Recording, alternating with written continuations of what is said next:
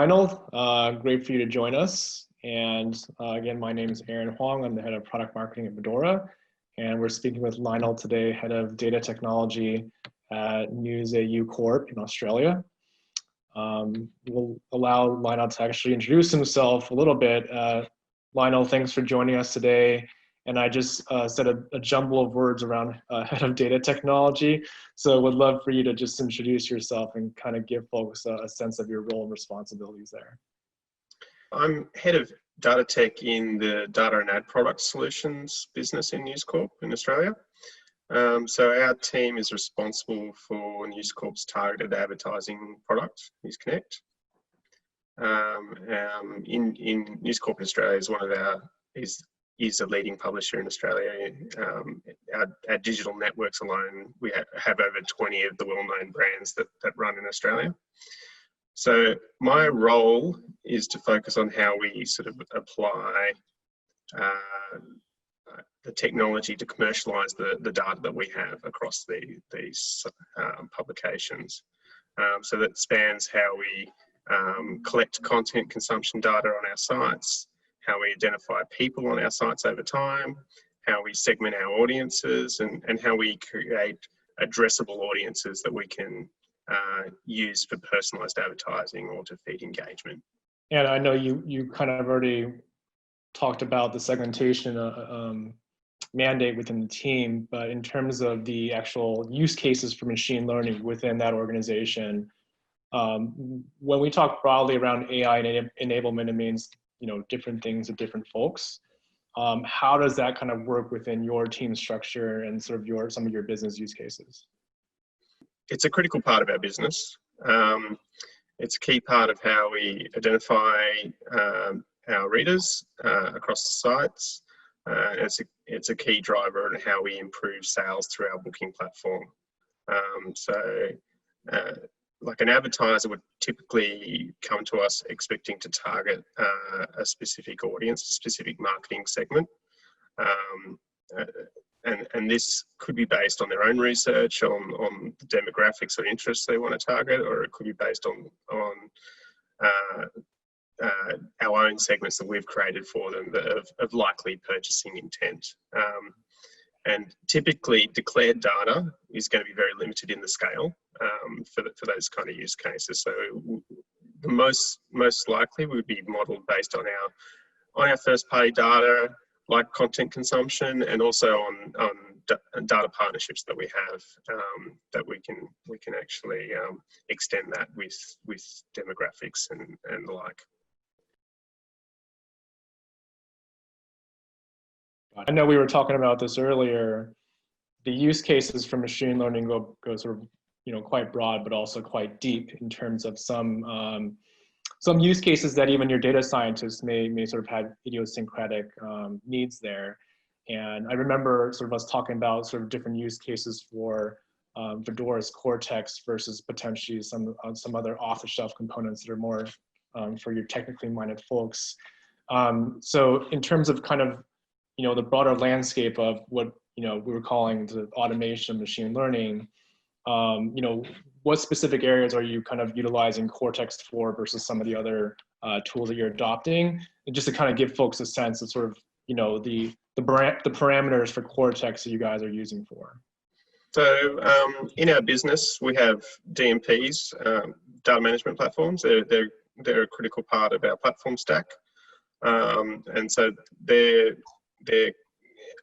sort of the primary way that we sort of keep all our audience segments together. They do have some and they also support activation to other platforms. They do have some machine learning capabilities, but it's quite limited in terms of what they call lookalikes, which are really just the ability to extend an existing audience to a bigger audience based on common traits. Then we're also a heavy user of AWS services, so we do have access to SageMaker as a tool. And we do use that for some of our bespoke modeling and something that's a bit more unique. Sometimes there's certain things that we want to do that is not a standard machine learning model. And so when we were bringing on Cortex, we did a bit of a POC to see where it would fit into our stack. And so we tried a range of options, including the ability to predict a demographic trait and the ability to predict a future event. As an example, people who would likely finance their home loan in the next 6 months. And so we found that Vidora was that happy balance between it allowed us to create predictive models, but with a fully automated pipeline. So it actually saved us a lot of time. So we're actually using that as our primary platform for creating these bespoke audience segments off our first party data. So we have a survey panel where we can use that to create training data sets, and we are able to create the models in Vidora within a few clicks. Can you qualify or even quantify sort of some of the more challenging pieces of that, what people are calling sort of machine learning operation, data science automation? Where are those steps in the past? I know you guys were actually doing some stuff in-house as well. Where are those steps in the past where sort of, Cortex has been able to give you some efficiency throughout that data science pipeline? So I guess there's a lot of work in creating a machine learning pipeline. And a lot of the work is actually in the prep of your data sets. So there are a few off-the-shelf products, including from Amazon and Google, but where Cortex is helping us is actually, even with those existing platforms, even if you use SageMaker, you still have to do your data analysis, you still have to do your cleansing, and you still have to do your feature selection, and you still need a data scientist or an analyst to do a lot of that grunt work up front. So it still takes you a number of days to get your data into the right step. And then you might run a model, and then you have that stage of tuning it and making sure it's actually performing as well as you expect. And so I guess the thing that Cortex takes away from us is actually doing the feature extraction as we ingest the data, and it's actually generating lots of features, and then it's actually doing almost a brute force attempt and taking everything in, but then only picking the ones that are actually important to that machine learning model. It's also tries 5 different methods and sees which one actually performs the best for us, so that we don't have to do that.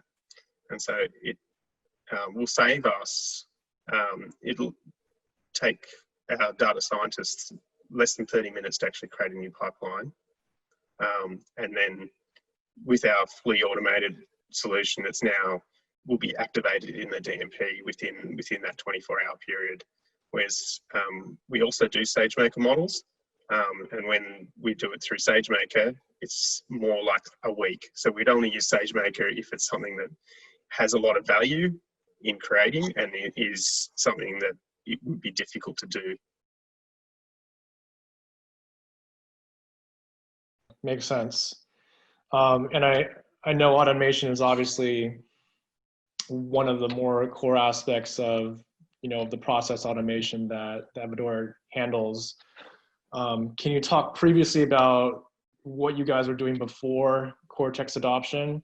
I know we were sort of talking about some of the challenges sometimes around making less about the automation case, but more around sort of like the business case, the C-level, and sort of your entire process through that. So talk to me about sort of how you guys kind of went through that sort of process. Yeah, so previous to using Cortex, we're actually using a data science vendor, or more a partner.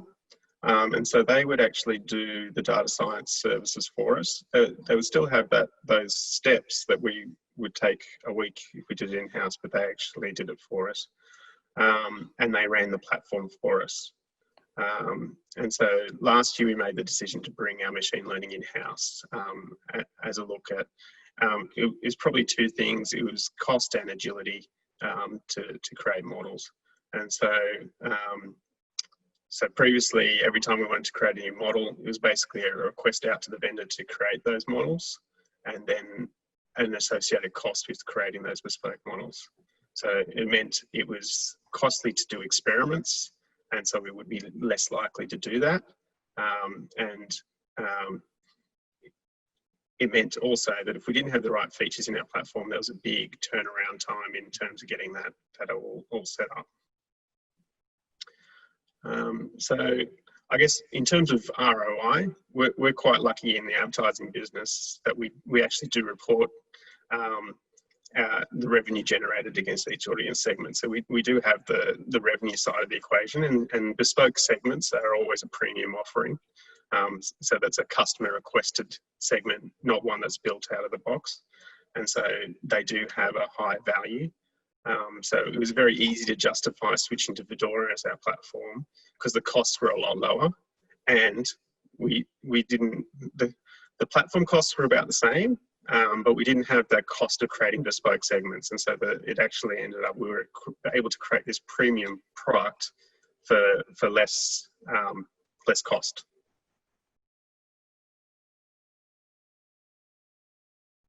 One of the other types of performance metrics I know beyond, automation, time, NewsAU is obviously a huge publisher, if not the largest publisher in Australia.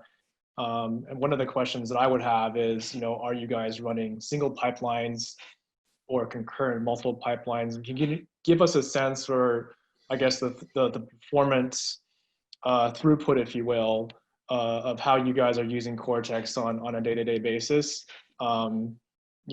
Give us a sense for sort of how broad or how much volume you guys are kind of running there. Yeah, so we'll probably have about 20 to 30 pipelines active in the month. One of the beauties though is that we can actually bring new ones in and out month on month, and it's so we can actually bring ones in if we think they're, for some seasonal reason, they're important. There may be an election coming up, so you might look at election-related segments, or there may be a particular sports event, so you might be looking at those kind of segments. But they may have no use outside of the season, so we're able to do that. I guess as an example of things we might do, we brought in a new data partner the other month, and we basically created 20 pipelines all within the week. And that's just something we wouldn't have been able to do previously.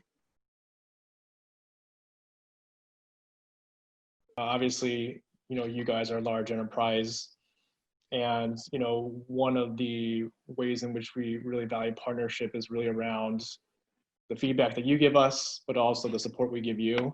In addition to kind of the the platform side, what do you expect as the head of data technology from any data partner or any AI partner like Vidora in terms of customer experience and things like that? I think this is probably one of the key selling points that we had, because we were moving from a data science vendor. We didn't want to lose that kind of expertise. If you go to a platform, you're pretty much going it on your own. If you raise a support ticket, you're not raising it with someone who actually understands the data science of the product. You're raising it with a support team. So that was quite a comfort in that we're actually dealing, even in our pre-sales process, I guess, if you say, we're dealing directly with the founders of the company. We're dealing directly with the data scientists who are building the product, and your feedback is heard, but also you have insights into how the product works that is actually helpful for yourself in terms of how you use it. We've found since we've come on board, the Vidora team has been very responsive. We have a weekly catch up with our team, and we're actually talking to the actual engineers that build and support the product. So it's meant that if we have problems with the pipeline, they're basically able to get under the covers. If it's not performing the way we expect it to, whether it's our expectation or not. They're actually able to get out under the covers and see if there's something that they can do to tune it, make it perform better. And if there's requests that we want in terms of how the product operates, they've actually been able to take them on board and basically deliver something within a few months, bring it into their roadmap. So it's been quite amazing. And a big difference to if you were dealing with a platform as your only source. They've also given us advice as data scientists. So around how we solve the problem, not necessarily just how to use the platform. So they've given us advice on how we solve some of our device graph problems, which are not something we even build on Cortex. That's been very great in terms of that kind of support. Yes, last question as an Aussie and a data geek, who would you predict to win the rugby World Sevens? I don't even know. It's definitely not Australia. we're in dire straits at the moment. So thanks a lot for your time. This has been super useful and super helpful for us. And again, thank you for your partnership. Thanks again for your time today. Okay, great. Thanks.